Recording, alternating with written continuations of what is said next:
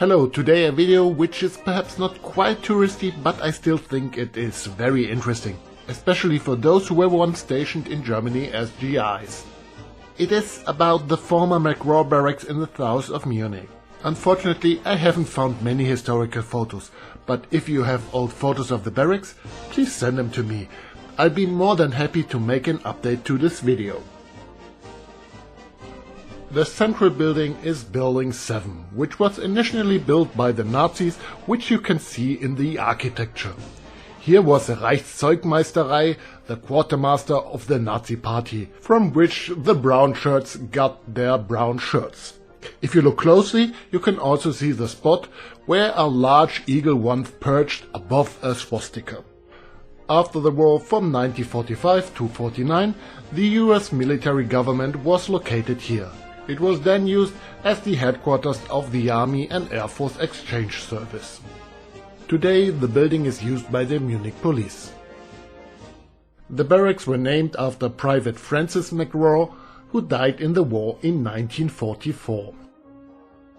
Younger Munich residents know the name McGraw mainly because of the McGraw Trench. As the Tegernseer Landstraße ran through the middle of the barracks and was therefore not open to civilian traffic, this trench was dug in 1970 to connect it to the Autobahn 995. This solved the traffic problem and at the same time ensured the safety of the American soldiers. The former VIP suites are located in front of the main building. Today there are apartments here.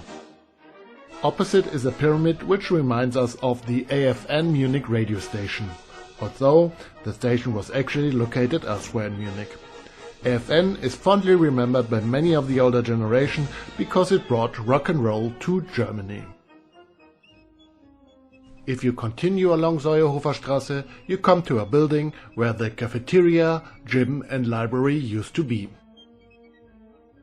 At the end of the street you come to the building where a branch of the University of Maryland was located. The building is now being converted into apartments after years of vacancy. The sign is therefore no longer visible. However, you could still read University of Maryland on the building for decades. Where the A disappeared to, I don't know.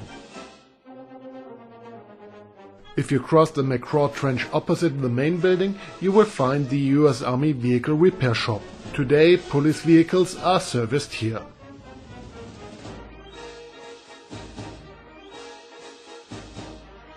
The buildings south of it were demolished to make way for new apartments.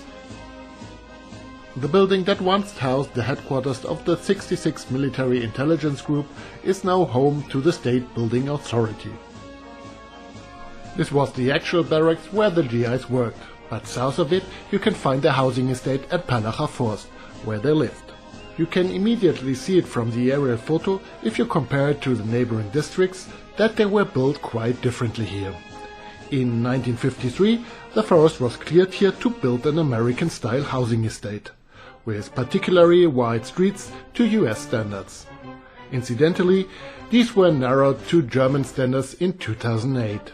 The building also had to be adapted to German building standards after the Americans left in 1991. The church is located on the corner of Lincolnstraße and Leifstraße. You can recognize it by the cross. Today the church belongs to the Russian Orthodox Church.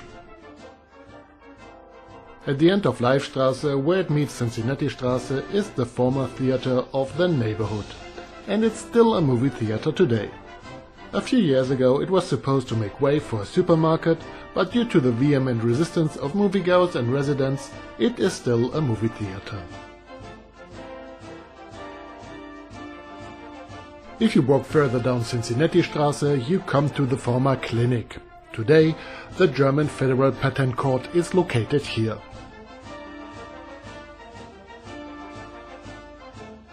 Opposite is the former high school and elementary school.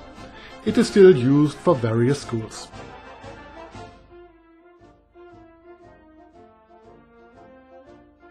The nursery on Pennstraße, on the other hand, is no longer there. It was probably recently demolished. From 1956 the little Oktoberfest was always held around Independence Day. It was always a great opportunity for Americans and Germans to get together.